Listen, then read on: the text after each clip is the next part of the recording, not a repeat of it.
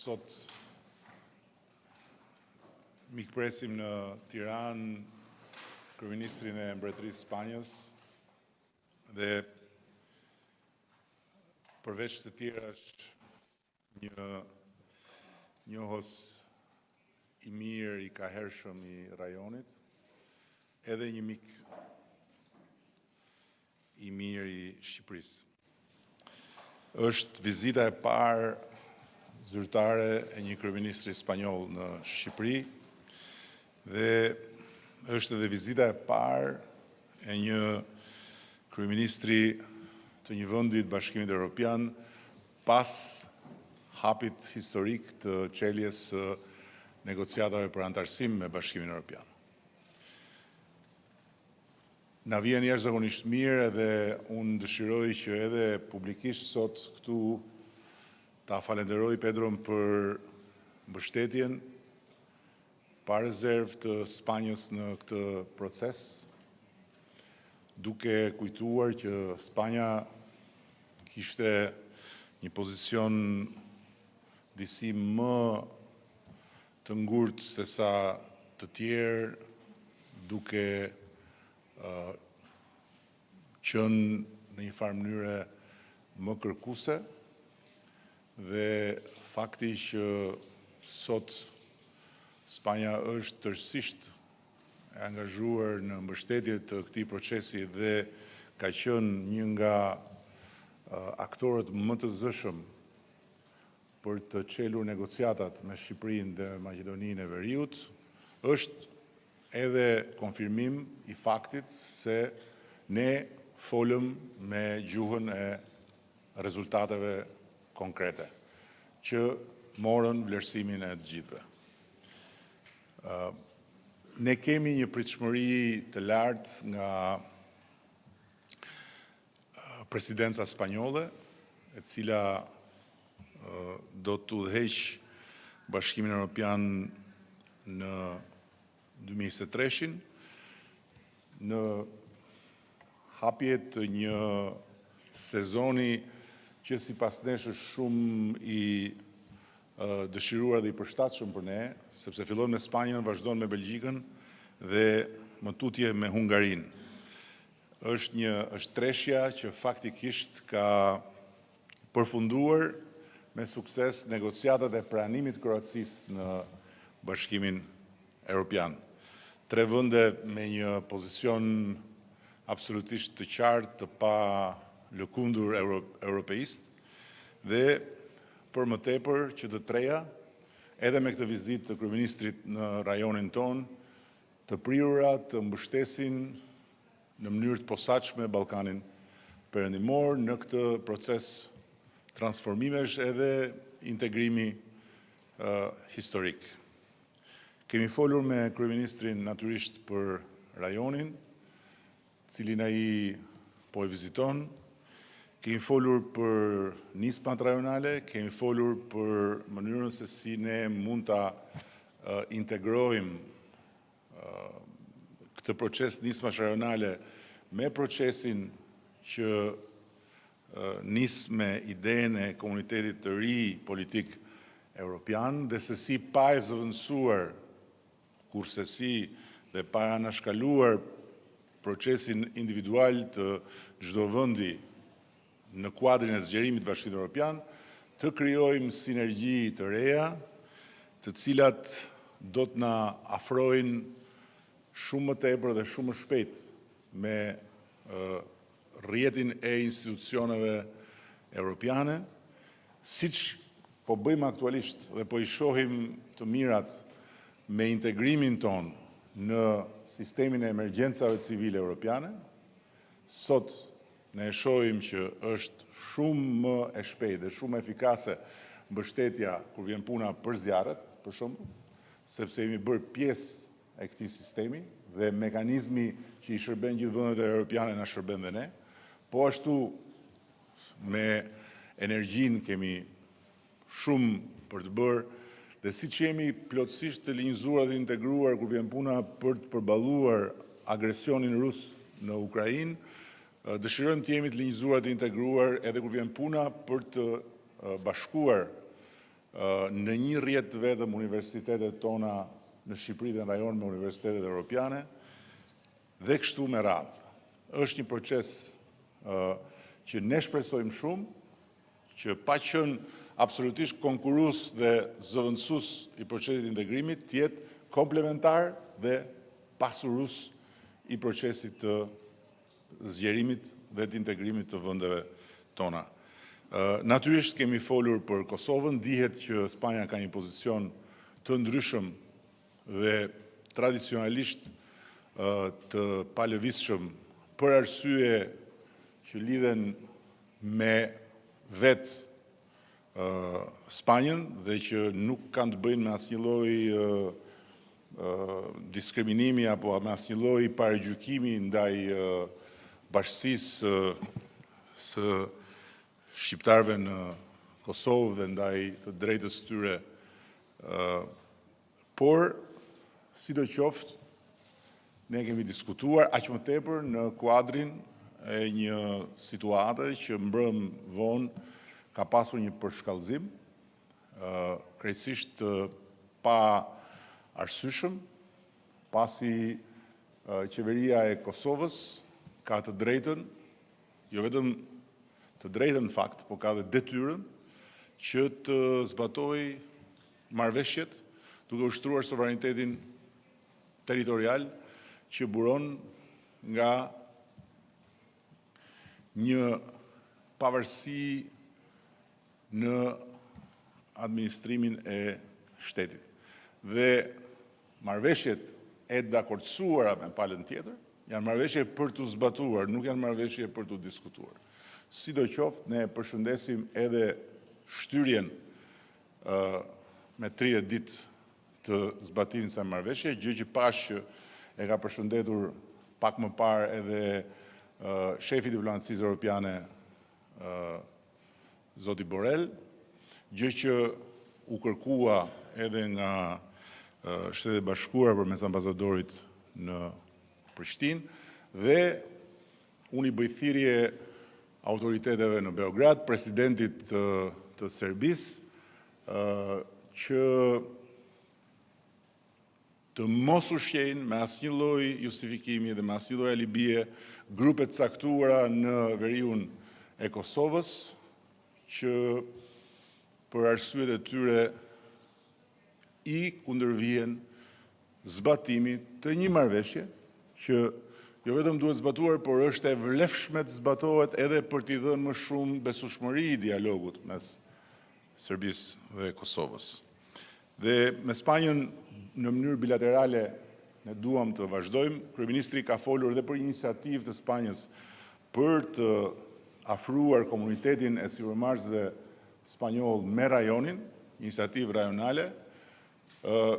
Kemi diskutuar për Ballkanin e hapur dhe për të gjitha nismat në rajon që nxisin ekonominë, nxisin lëvizjen e lirë të njerëzve, mallrave, kapitaleve, dhe është shumë e mirëpritur në fakt që kjo të ndodhë.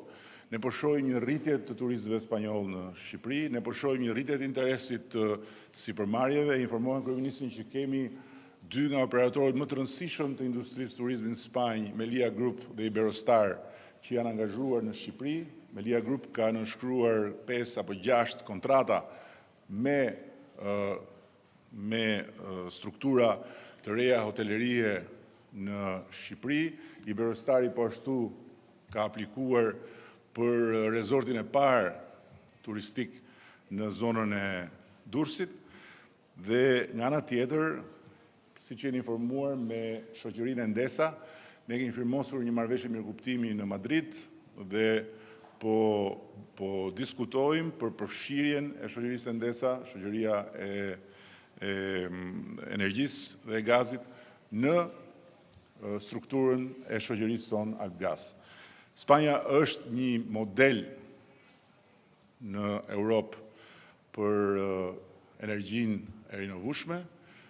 Kryeministri Sanchez ka udhëhequr një proces të jashtëzakonshëm investimesh dhe transformimi në këtë drejtim. Ne kemi shumë për të mësuar, po njëkohësisht, siç e tha dhe vetë kryeministri, ndajmë të njëjtën pasuri në këtë aspekt që është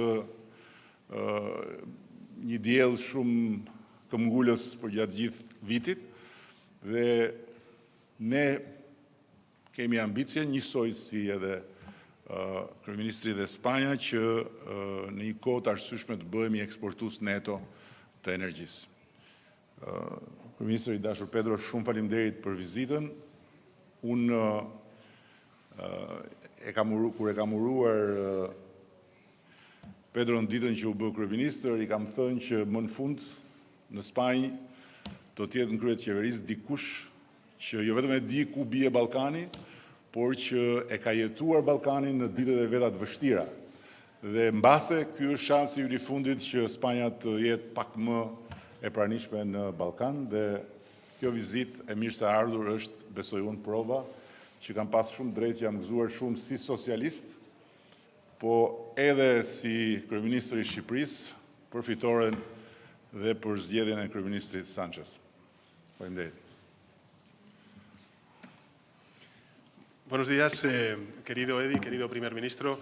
En primer lugar, quisiera agradecer al pueblo albanés popullin shqiptar dhe qeverinë e saj dhe për mikpritjen që na ofruan delegacioni spanjoll dhe mua me këtë takim në Shqipëri. Ne mbyllim një xhiro, një vizitë që po bëjmë për gjatë 5 ditëve në të gjithë rajonin në Ballkanin Perëndimor dhe me zotin Rama, si një mik i madh dhe si një shok i Partisë Socialiste, dua të them që është një nga politikanët më të shkëlqyer që unë në vitet e mia si shefi i qeverisë kam takuar.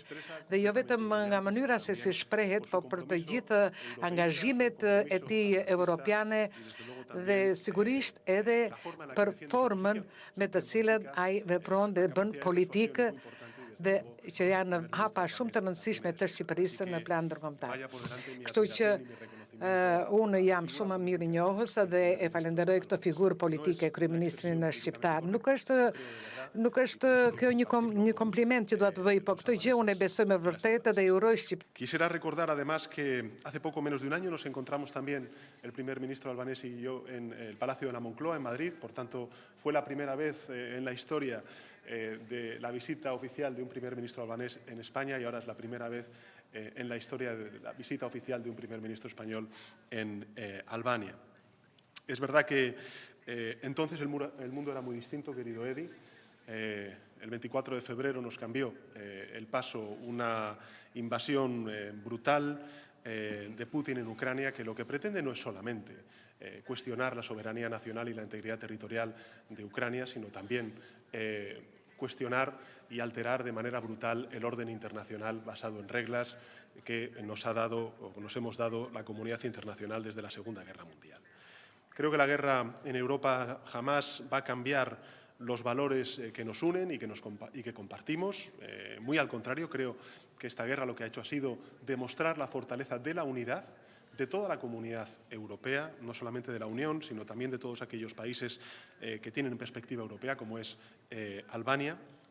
Y en este viaje, además, quiero subrayarlo, queremos dar una muestra clara, inequívoca, rotunda, de la relevancia que tienen los Balcanes occidentales para España. No por encontrarnos físicamente más alejados nos sentimos menos próximos, al contrario, las adversidades nos unen, nos acercan más y yo reconozco la voluntad europeísta de esta nación. Todos ustedes, y en particular Albania, han iniciado un apasionante viaje hacia la Unión Europea, algunas veces demasiado largo, como he compartido en ocasiones con el primer ministro, y por tanto creo que, en fin, al igual que para un país como España, perteneciente a la península ibérica, que ingresó en la Unión Europea allá por la década de los 80 del siglo pasado. No se podía concebir Europa sin la península ibérica, es decir, sin la incorporación de Portugal y España a la Unión Europea. Evidentemente, para España no se puede concebir Europa sin la incorporación de los Balcanes occidentales a la Unión Europea. Mientras tanto, y esto también quiero compartirlo porque lo ha dicho el primer ministro Rama, creo que es una idea positiva el que, además de los procesos de adhesión, de negociación bilateral que tenga cada uno de los países con la Comisión Europea, es buena la idea de crear esa comunidad política europea. ¿Por qué? Porque vamos a poder hablar de muchos temas situarlo, esa relación a nivel de líderes políticos, de jefes de Estado, de jefes de Gobierno, en ese formato mucho más flexible que nos puede dar esa comunidad política europea y, por tanto, desde el Gobierno de España vemos con mucho interés las dinámicas positivas que se pueden generar entre los países que ya formamos parte de la Unión Europea y aquellos que quieren formar parte de la Unión Europea en formatos mucho más flexibles, mucho más regulares, donde podamos hablar no solamente de cuestiones específicas de la región, por ejemplo, de los Balcanes occidentales, sino de cuestiones políticas que nos afectan a todos. Estoy pensando, por ejemplo, en la pandemia hace 2 años o ahora mismo pues, la crisis energética derivada de la guerra en Ucrania. La Unión no es solo un club de países más o menos desarrollados. La Unión Europea es una comunidad de valores, de principios, de derechos. En ella cabemos todos los Estados europeos comprometidos con la justicia, con la paz, con el derecho internacional, con la solidaridad y, en definitiva, trabajamos por la libertad y la prosperidad de nuestros ciudadanos. Y para eso necesitamos paz, necesitamos reglas comunes, reglas que no se alteren de manera unilateral, como está tratando de hacer Putin con esta guerra. Es cierto que vivimos tiempos complejos, tiempos en los que esta agresión de Putin ha pretendido trastocar ese orden internacional. Esta invasión ha provocado muchas cosas, pero evidentemente nuestros conciudadanos están sufriendo las consecuencias económicas de esta guerra en forma de incertidumbre, en forma de cuestionamiento del abastecimiento energético en aquellos países que son más dependientes de las materias primas energéticas rusas y, sin duda alguna, también el alza de los precios, la inflación que está afectando sobre todo a la clase media de nuestros países y a los colectivos más vulnerables. Por eso es importante, más importante que nunca, diría yo, que los países europeos permanezcamos unidos, firmes en la defensa de nuestros valores, entre los que se encuentran, evidentemente, la integridad territorial de los Estados, que es lo que está poniendo en cuestión Putin. Y quiero también felicitar públicamente al primer ministro Rama y a todo el pueblo albanés por haberse sumado a las sanciones que Europa ha impuesto sobre la economía rusa. Sanciones que no pretenden, y también me gustaría ser claro en esto, no pretenden en ningún caso dañar al pueblo ruso, sino forzar a sus dirigentes, a su oligarquía, a que regresen a la legalidad internacional, a que abandonen Ucrania y que, en consecuencia, vuelva la paz. En segundo lugar, me gustaría señalar pues, que, en fin, para mí el venir después, como ha dicho el primer ministro, el primero, después de la celebración de esa conferencia intergubernamental del pasado 19 de julio entre la Comisión Europea y Albania, pues es también un honor. Ha sido un camino largo, muy deseado, reconozco la paciencia y la solidaridad del pueblo albanés y quiero reiterar que, como hasta la fecha, Albania va a seguir contando con el apoyo rotundo de España en su proceso de reformas y también en su adhesión futura a la Unión Europea. Nosotros somos un país favorable a la integración de los Balcanes occidentales en la Unión Europea y creo, además, que si hay un alumno aventajado en ese proceso de adhesión es precisamente Albania, por su compromiso europeísta y por las reformas que ha venido emprendiendo durante estos últimos años. Como señalaba, Albania tiene un largo camino recorrido. Como así han puesto de manifiesto los distintos informes de progreso de la propia Comisión Europea y, por tanto, desde nuestra posición, pues humildemente pedimos que continúe ese impulso reformista por parte del Gobierno albanés. Unas reformas que no solo son un requisito para acercarse a la Unión Europea, sino también que van a redundar en un incremento del bienestar, de las libertades, de todo el conjunto de la ciudadanía albanesa. Quisiera también subrayar un aspecto que en muchas ocasiones queda digamos, arrinconado, pero que es importante cuando hablamos de Albania y España. Es muy importante que demos una perspectiva mediterránea al proceso de integración europea. Y en ese sentido, tanto España como Albania podemos hacer muchísimo. También quiero agradecer, lógicamente, la participación del primer ministro Edi Rama en la reciente cumbre de la OTAN en Madrid. Creo que nuestra alianza salió de ella mucho más fuerte, mucho más unida. Aprobamos el concepto estratégico, incorporamos a 2 democracias consolidadas como Suecia y Finlandia en la OTAN.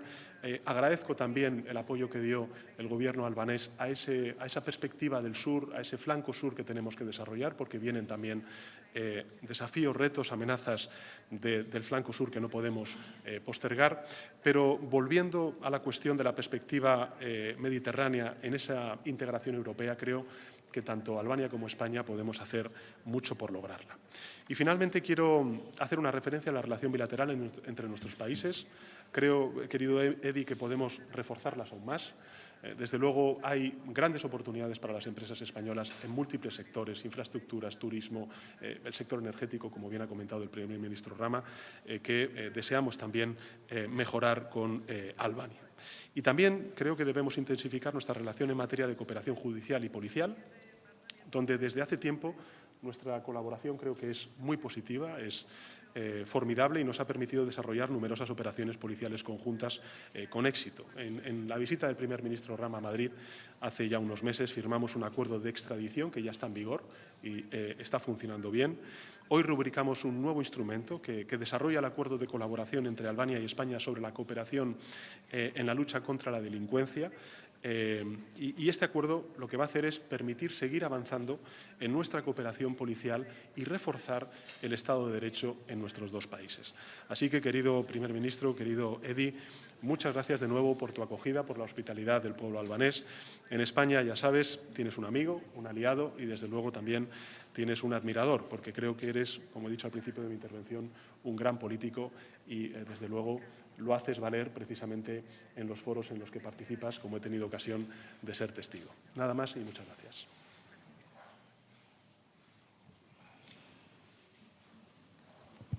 Hola, ¿qué tal? Buenos días. Tengo una primera pregunta para los dos relativa al proceso de adhesión a la Unión Europea. En los países que ha visitado en los últimos días, el presidente Sánchez ha hecho referencia a los procesos de reforma, lo ha hecho hoy también aquí diciendo el importante impulso a las reformas en Albania, pero también a las que quedan pendientes, y usted se ha referido a la importancia de la presidencia española de la Unión Europea. Les quería preguntar a ambos cuál es el horizonte temporal que manejan para esa posible adhesión de Albania a la Unión Europea y si la Unión Europea debería rebajar sus exigencias para esta adhesión. Y en clave nacional al presidente Sánchez le quería preguntar, usted se ha comprometido también a hacer reformas legales para acabar con la judicialización de la política en Cataluña, pero ha descartado tocar la sedición porque no tiene mayorías. Le quería preguntar en qué tipo de reformas está pensando y una cuestión muy breve, si tiene ya decididos los nombres de los magistrados que nombrará el Gobierno para el Constitucional y si el juez de Prada será uno de ellos. Gracias. Muchas gracias, Irene.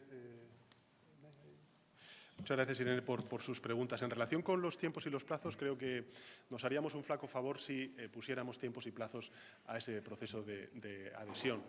Lo que sí que puedo manifestar es la voluntad política del Gobierno de España. Es el que pueda ser lo más pronto posible, porque evidentemente eso redundará en beneficio de la Unión Europea. En muchas ocasiones, yo soy optimista respecto al futuro de la Unión Europea. Lo soy porque creo que tenemos claro cuáles son los deberes que tenemos que abordar y, por tanto, esa tarea tenemos que hacerla cuanto antes. Soy optimista porque con la pandemia y ahora con la guerra lo que estamos viendo es una aceleración del proceso de integración en Europa. Estamos compartiendo soberanía cada vez de manera mucho más reforzada en el ámbito de la salud, derivado de la pandemia, en el ámbito de la defensa, complementaria con la OTAN, en el ámbito también del mercado único, la moneda única, la política fiscal o incluso también con la mutualización de la deuda, que ha sido la respuesta que hemos dado económica y social para reindustrializar nuestra economía, la europea, y también modernizarla. Y junto con ello lo que tenemos que hacer es continuar reforzando nuestro mercado interior. Y reforzar nuestro mercado interior también representa incorporar nuevos países, más población a este espacio de prosperidad que representa la Unión Europea. Por tanto, esos dos caminos, el de la mayor integración y el de la ampliación hacia los Balcanes occidentales, a mí me parece que son estratégicos si queremos mirar con optimismo al futuro de la Unión Europea. Yo, desde luego, lo miro. Creo que esas son las dos tareas que tenemos por delante los europeos, los gobiernos, y, evidentemente, la incorporación de los Balcanes occidentales va a exigir, en una Unión Europea a más de 30 Estados miembros, pues revisar mucho de nuestro funcionamiento. Creo, en todo caso, volviendo a la pregunta sobre los plazos, Como bien comentaba antes el primer ministro Rama, me parece fundamental el que complementemos la relación o la negociación bilateral que puedan tener los Estados que quieran adherirse a la Unión Europea con la Comisión en ese proceso de adhesión, que está tasado, que eso forma parte de los tratados de la Unión Europea, con un mecanismo de debate, de intercambio de estrategias y de reflexiones políticas en lo que puede ser esta comunidad política europea, propuesta por Francia y que debatimos en el último Consejo Europeo.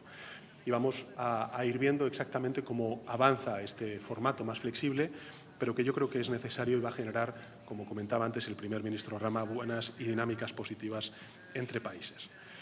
Sobre las reformas legales, mire, yo he sido claro en el Parlamento, en mi discurso de investidura, cada vez que me han preguntado los medios de comunicación, los partidos políticos en España, yo soy favorable a reformar el Código Penal en esos delitos. Lo soy. Lo soy simplemente porque creo que España es una democracia consolidada, avanzada, que evidentemente tiene que homologarse en este tipo de delitos a las democracias consolidadas y más avanzadas de la Unión Europea.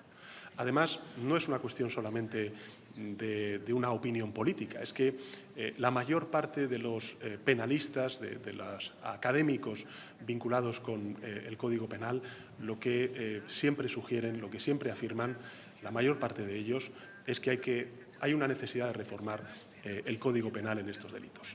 Bueno, el Gobierno y yo mismo he manifestado en multitud de ocasiones, cada vez que se me ha preguntado, la necesidad y la oportunidad de hacerlo. Pero evidentemente, bueno, hay unas Cortes Generales, hay unas mayorías parlamentarias e, insisto, yo a día de hoy no veo esa mayoría parlamentaria. Si esa mayoría parlamentaria se diera, pues evidentemente el Gobierno de España planteará esa reforma como no puede ser de otra manera.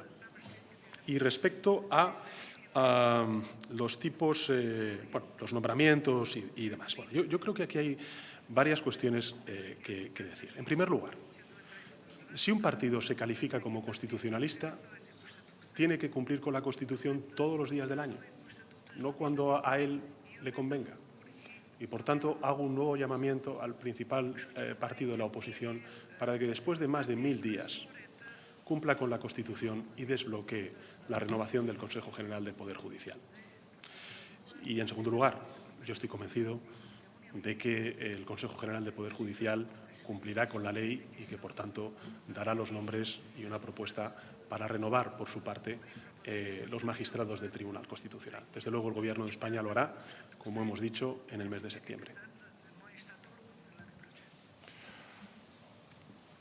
Unë duhet të them se në procesin e gjatë drejtçeljes negociatave ne kemi marrë një mësim jashtëzakonisht të rëndësishëm. Asnjëherë mos i vër vetes afate kur je duke ndërvepruar me Bashkimin Evropian. Për ne është shumë e rëndësishme që negociatat janë çelur dhe që ne mund të shfrytëzojmë këtë kanal transferimi të jashtëzakonshëm të dijes së shtetëndërtimit. Sepse procesi i negociatave është një proces që në fund fare na bën antar me drejta plota të Bashkimit Evropian, po hap pas hapi është për ne, nuk është për Bashkimin Evropian. Është për të ndërtuar këtu të gjithë atë arkitekturë institucionale dhe të rendit ligjor demokratik që i jep mundësi bashkësisë son të funksionojë si një bashkësi e një vendi evropian. Në këtë aspekt, ne nuk presim nga presidenca spanjolle apo nga presidenca belge apo hungareze apo më pas që të bëjnë punën tonë dhe as që të vënë afate për detyrat tona. Se kur i bëjmë ne detyrat tona është thjesht dhe vetëm aftësia, këmbgulja dhe efikasiteti ynë. Ajo që ne presim nga presidenca spanjolle dhe më tutje është që të elaborojnë më thellë dhe të zgjerojnë bazën e këtij ndërveprimi mes nesh, mes Ballkanit Perëndimor dhe Bashkimit Evropian, duke hapur rrugë për sinergji të reja, të stimulojnë më tutje paqen dhe bashkëpunimin në rajon, të mbështesin nismat tona rajonale, të jenë më prezent edhe në rrugë bilaterale, siç e tha kryeministri kur foli për forumin e biznesit spanjoll në gjithë rajonin, jo thjesht në një vend apo një tjetër, dhe të artikulojmë,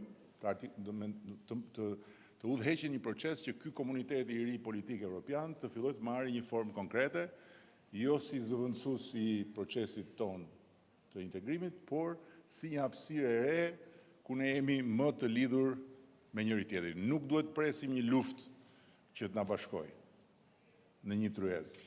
Nuk duhet presim një pandemi që të na bashkojë në një tryezë.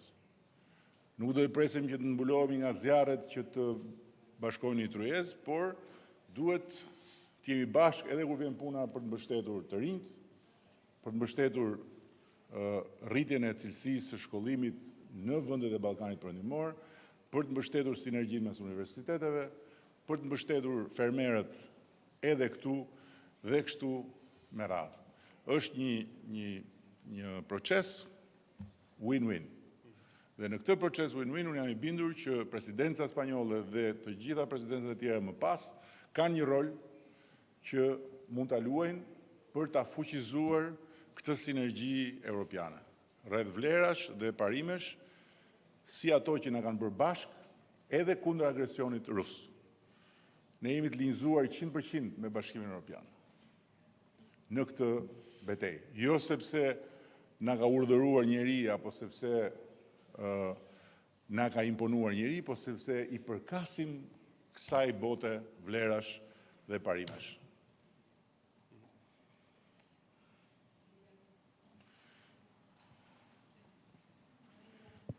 Ingjilida Mima, Vision Plus. Pyetjen e parë për kryeministrin spanjoll. Zoti kryeministër, para disa kohësh kryeministri shqiptar pati një vizitë në Spanjë, ku nga qeveria e Spanjës pati një angazhim për njohjen e Kosovës si shtet i pavarur. Nga ajo kohë deri më sot nuk ka një vendim të qeverisë së Spanjës për njohjen e Kosovës si shtet pavarur. A mund të më thoni çfarë pengon Spanjën në politikën e saj të brendshme dhe të jashtme për mos ta njohur Kosovën si shtet pavarur? Dhe premtoni që gjatë të kohës që ju do jeni kryeministër do të njihni shembullin e shumë vendeve të tjera të Bashkimit Evropian që e njohin Kosovën si shtet të pavarur. Do ndodh kjo gjatë kohës që ju do jeni kryeministër? Një pyetje për kryeministrin Rama. Zoti kryeministër, ngjarjet e dieshme në kufirin verior mes Kosovës dhe Serbisë vërtetuan edhe një herë që Serbia më shumë se një faktor stabiliteti është një faktor konflikti. Ngjarjet e dieshme a dëshmuan që Kosova është në të drejtën e saj për mos u ulur në tryezën e Ballkanit të hapur me Serbinë, e cila her pas here i bën ftesa, por duket se këto ftesa më shumë janë të pasinqerta, të gënjeshtërta se sa të vërteta. Dhe keni pasur një komunikim me mikun tuaj Aleksandar Vučić dhe homologun kosovar Albin Kurti mbi këtë ngjarje. Faleminderit. Bueno, muchísimas gracias por su pregunta.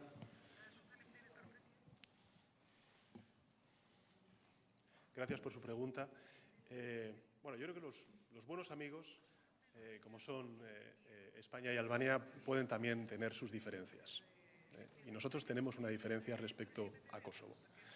La tenemos porque consideramos que una declaración unilateral de independencia, como se dio, esta es la opinión legítima del Gobierno de España, con todos los respetos a la opinión que pueda tener el Gobierno albanés y el pueblo albanés, que goza de toda nuestra consideración y respeto y admiración, nosotros consideramos que viola ese derecho internacional. Por tanto, no podemos estar a favor de ese reconocimiento de Kosovo. Lo decimos con todo el respeto al pueblo albanés, sabiendo que lo que estoy diciendo pues es evidentemente algo que no comparte el gobierno de Albania. En todo caso, eso no significa que en el marco europeo no estemos apoyando, como estamos apoyando, la labor del alto representante, del enviado especial y, sin duda alguna, animemos a Belgrado y a Pristina en ese diálogo que han comenzado y que esperemos pueda llegar a buen puerto.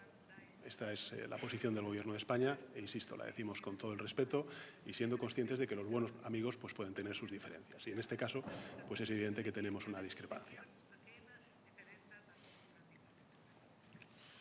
Ju jeni në drejtën tuaj të nxirrni konkluzione ekstreme, s'ka asnjë problem. Unë jam në drejtën time t'ju them që e kundërta është e vërtetë. Ngjarja e djeshme është pasqyrë e vështirësisë së thellë që ka në këtë marrëdhënie dhe, siç e thash më parë, ushtrimi i sovranitetit në të gjithë territorin e shtetit të Kosovës, bazuar në marrëveshjen e dakordsuar mes Kosovës dhe Serbisë në Bruksel lidhur me temën që është bërë shkak i këtij acarimi, nuk është një drejt vetëm, por është një detyrë e institucioneve të Kosovës. Dhe në këtë pikë, unë e mbështes 100% qeverinë e Kosovës dhe i mbështes 100% autoritetet në Kosovë që kërkojnë që marrëveshja të zbatohet. Nuk kam asnjë dilemë për këtë. Ashtu si kundër e përgëzoj kryeministrin e Kosovës, i përgëzoj autoritetin në Kosovë për sensin e vetëpërmbajtjes dhe për dëgjimin e aleatëve që sugjeruan një shtyrje trieditore, jo për të ndryshuar marrëveshjen, por për t'i dhënë kohës për të sqaruar nëse ka nevojë të sqarohet çfarëdo qoftë, në mënyrë që kur marrëveshja të hyjë në fuqi mos ketë probleme të saj natyre. Thënë kjo, unë them të kundërt. Këto situata nuk tregojnë që Ballkani i hapur është i panevojshëm apo është i gabuar. Këto situata nuk tregojnë që qasja jonë ndaj Serbisë dhe politika e afrimit, e dialogut, e ndërtimit paqes është e panevojshme apo është e gabuar. Këto situata tregojnë pikërisht pse ne kemi nevojë për këtë. Këto situata tregojnë pikërisht pse duhet Ballkani i hapur. Këto situata tregojnë pikërisht pse Kosova duhet vijë dhe ulet në tryezën e Ballkanit të hapur. Këto situata tregojnë se kur vjen puna që gjërat shkojnë në thik, ka dy rrugë. Njëra është rruga e kthimit mbrapa dhe e luftës, nga e cila këtu në këtë rast nuk fiton më askush, sepse s'ka më asgjë për të ndarë, Kosova është një vend sovran i pavarur demokratik dhe kaq. Rruga tjetër është ndërtimi i paqes. Njëra rrugë është të ndalojmë trashëgimin brez pas brezit konfliktit, rruga tjetër është të trashëgojmë konfliktin dhe unë jam me të parë. Dhe këtë nuk e luan topi dhe as mos prisni që unë të kem një opinion tjetër. Përkundrazi po ju them, sa herë ndodhin këto gjëra, po aq herë konfirmohet kjo që ju thash. Na duhet të punojmë edhe më shumë kokëfortësisht për paqen, na duhet punojmë edhe më shumë me këmbgulje për të ndërtuar rrugë ndërveprimesh që na japin mundësinë të kuptojmë që nuk jemi dy palë qenie, ca njerëz dhe ca alien, po jemi të gjithë njerëz dhe kemi të gjithë së bashku detyrimin që fëmijëve tanë t'ju lëmë një hapësirë paqe, jo një zonë të mbjellë me mina ku shpërthejnë për lloj-lloj arsyesh. Dhe e fundit që kam është që me presidentin e Serbisë marrëdhënia miqësore nuk më ka penguar dhe nuk më pengon të ndahem aty ku nuk jemi dakord. E dëgjuat, kryeministri? Nuk është e njëjta gjë, po parimisht është e njëjta gjë. Spanja ka arsyet e veta që ta lexoj ashtu siç e lexon marrëdhënien me Kosovën. Po kjo nuk e pengon absolutisht fare Spanjën që thot ne jemi për liberalizimin e vizave për qytetarët e Kosovës. Se pengon. Ashtu si kundër, kjo nuk është një shprehje mos respekti për dinjitetin dhe drejtat dhe mënyrën se si ne shqiptarët e shikojmë të çështje. Përkundrazi. Nuk jetojmë në shekullin e 19, nuk jetojmë në luftën e parë dhe në luftën e dytë botërore. Dhe kjo që ndodh në Rusi duhet na bëjë të thrasim mendjes shumë fort. Shumë fort. Rrugën e paqes me rrugën e luftës në situata të trashëguara si kjo jona i ndan një fije peri. Është shumë kollaj të rrish ulur në Tiranë me ajër të kondicionuar, me mikrofone dhe thuash që kjo gjë ndahet vetëm me luftë. Po kur vjen puna që atë mikrofonin ta zëvendësosh me pushkën, dhe kur vjen puna që në vend se të kesh dialog dhe pyetje përgjigje, të kesh bomba dhe të kesh shkatrime, ndryshon. Kështu që për mua, qeveria e Kosovës ka bërë gjën e duhur, ka mbështetjen time dhe ton 100%, ka bërë 2 herë gjën e duhur. E para që ka kërkuar të implementojë marrëveshjen dhe e dyta që e ka shtyrë. Por thënë kjo, dialog. Paqe. Fshinjët nuk i zgjedhim. Ne do kishim dashur mbase të kishim fshinjë të tjerë. Po këta janë. Të tjerë do kishin dashur të kishin fshinjë të tjerë, na kanë ne. Mbase ne po qese në vend të serbëve do ishin danezët, në vend të grekëve do ishin norvegjezët, në vend të maqedonasve do ishin suedezët, edhe ne do ishim mbase më të qetë, në kuptimin do ishim më të mërzitshëm, jo kaq energjik dhe kaq emocional dhe kaq pasionant. Po si jemi në mesdhe, kështu që fshinjët nuk i zgjedhim. Serbia është aty, nuk do hiki me ndonjë vend tjetër. Aty është. Kosova është aty dhe nuk hikën asgjë kundi, është aty, nuk lëviz, e njoh, aty është. Ne jemi këtu, tani 2 rruga. O të përsërisim ato që kemi parë në të shkuar, o të tentojmë këtë gjë tjetër. Unë do të tentoj gjë tjetër, deri në fund. Dhe historia do m'japi drejt mua, jo juve. Faleminderit.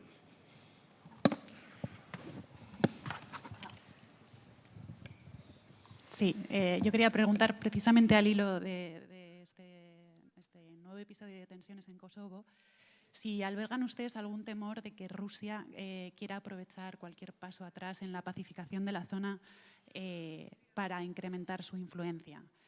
Y al presidente Sánchez, en clave nacional, le quería preguntar, hace ya más de un mes que la vicepresidenta segunda solicitó una reunión de la Comisión de Seguimiento del Pacto de Coalición precisamente por sus diferencias en cuanto a los compromisos que se han adquirido con la OTAN. Quería saber si esa reunión va a tener lugar en algún momento o si usted considera que es un episodio pasado que no requiere de ningún tipo de encuentro. Y por último, también Yolanda Díaz tiene intención ya de en septiembre abordar la subida del salario mínimo interprofesional para 2023. Quería saber si usted nos puede concretar si esa subida, efectivamente se va a producir y de cuánto estaríamos hablando. Bueno, muchas gracias, Paula, por sus preguntas. En relación con la primera, por seguir la reflexión del primer ministro Rama, yo creo que es importante ser conscientes de que la invasión de Putin en Ucrania no puede postergar la resolución de conflictos, digamos, que están congelados en el tiempo, ¿no? Y en ese sentido creo que cuanto más nos empeñemos en efecto, pues por ejemplo, ¿no? He estado en Bosnia-Herzegovina, en sacar de la situación de bloqueo a ese país para que haga sus reformas, para que pueda lograr el estatus de candidato, pues mucho mejor. De esa manera, haciendo política, pero como bien comentaba el primer ministro, haciendo política de la buena y pensando en las próximas generaciones y en el legado que le vamos a dejar a las próximas generaciones, que tiene que ser de coexistencia, de convivencia y de paz, pues estaremos haciendo una buena labor y además estaremos reduciendo las oportunidades que pueda tener en este caso Putin de aumentar su influencia en lugares donde se congelan esos conflictos y por tanto pues perduran en el tiempo. Respecto a la segunda de las cuestiones más en clave nacional, bueno, yo creo que el diálogo, el hablar entre los socios de gobierno es siempre importante y nosotros estamos, por supuesto, y somos favorables a que se pueda producir esa reunión y ese diálogo entre los dos partidos que forman la coalición. Y respecto a la tercera de las cuestiones, bueno, recordar que el compromiso del Gobierno de España, lógicamente, es el de cumplir con la senda de la Carta Social Europea, que fija en el 60% del salario medio, el salario mínimo interprofesional al final de la legislatura y bueno, pues evidentemente esto es una de las tareas que tenemos que abordar en el próximo otoño. Pikërisht sepse Rusia ka një potencial ndikimi deri në një përshkallëzim që mund çojë në luftë këtu në Ballkan, ne duhet jemi shumë të vëmendshëm dhe duhet jemi shumë të vendosur për të vazhduar në rrugën e forcimit të lidhjeve që ndërtojnë paqen. Kjo është jo një arsye përsëri për të kaluar në preherin joshës, por fatal të nacionalizmave edhe të qëndrimeve luftënxitëse, por është një arsye për të më shumë për të insistuar tek mekanizmat e ndërtimit të paqes. Po ju jap një shembull. Ata që nuk duan paqe, ata që nuk duan asnjë lloj dialogu me Serbinë, duan që Kosova të bëhet anëtare e NATO-s, në kushtet kur pikërisht hija e mundshme e një shtrirje të agresionit rus në Ballkan kërcënon drejt për drejt Kosovën. Dhe pyetja e thjeshtë është, po si do bëhet Kosova anëtare e NATO-s? Spanja është në NATO. Rumania është në NATO. Slovakia është në NATO. Dhe si mundet ne ta bindim Spanjën apo këto vende tjera që pranojnë të fusin në NATO një vend që nuk e njohin, përveç se duke shtyr një proces ku njoja të vi si rezultat i dialogut mes Serbisë dhe Kosovës dhe Serbisë. A imagjinoni dot që Rusia deri dje ishte në partneritetin për paqe të NATO-s? A e dini që Serbia është në partneritetin për paqe të NATO-s? Dhe a e kuptoni që Kosovën nuk e fusim dot as në partneritetin për paqe të NATO-s për njëjtën arsye? Ama futja në NATO është një vizion strategjik, kurse këto luftrat që fillojnë si një stuhi në gotë dhe që mund të kthehen në luftra ballkanike, nuk janë vizion strategjik. Këto janë dritshkurtësi nacional folklorike. Kështu që unë besoj shumë fort tek Ballkani i hapur, unë besoj shumë fort tek intensifikimi i të gjitha marrëdhënieve rajonale, unë besoj shumë fort tek fuqia e njerëzve kur ulen rreth një trujeze edhe kur janë komplet në pozicione të ndryshme me njëri tjetrin. Asgjë nuk vjen nga qëndrimi në distancë edhe nga qëndrimi me kurriz përveç se mos kuptimi i tjetrit, i arsyeve të tjetrit. Kështu që nuk kam asnjë gjë tjetër për të thënë për këtë, po aq sa qeveria e Kosovës, institucionet e Kosovës kanë të drejtë 100% për të zbatuar marrëveshjen. Dhe aq sa e mbështes fuqimisht këtë, si mbështes me përgëzim edhe shtyrjen me 30 ditë, duke u harmonizuar me aleatët, aq edhe konfirmoj bindjen time se ka vetëm një rrugë për fëmijët tanë, cilën duhet ta ndërtojmë ne, që është të garantojmë që bombat nga Donbasi mos përfundojnë këtu në Ballkan. Fiorella Beleqi, Radio Televizioni Ora. Pyetjen e parë kam për kryeministrin Sançës. Ju thatë pak më herët që pavarësia e Kosovës është në shkelje të drejtave ndërkombëtare, por shtetet e fuqishme si SBA apo vende të tjera perëndimore nuk e mendojnë një gjë të tillë. Apo përdoret e drejta ndërkombëtare nga ana e Spanjës për interesat të brendshme të politikës së brendshme të saj? Ndërkohë për kryeministrin Rama, zoti Rama, shikoni një sjellje të dyfish të perëndimit të ndaj Kosovës, nga një ani kërkojnë dialog, ndërkohë nga ana tjetër i bën pengesë për liberalizimin e vizave, gjithashtu edhe për aderimin në këto organizata, të cilat Kosova do të ndjejë më e sigurt dhe ndoshta edhe Ballkani perëndimor do të kishte stabilitet. Faleminderit. Po përgjigjem unë i pari me që u drejtua pyetja në Shqip. Tani, edhe herë, nëse fqinjët që kemi rretërotu nuk i zgjedhim, nuk kemi zgjedhur si zgjedhim dot. Perëndimin e kemi dëshiruar 500 vjet.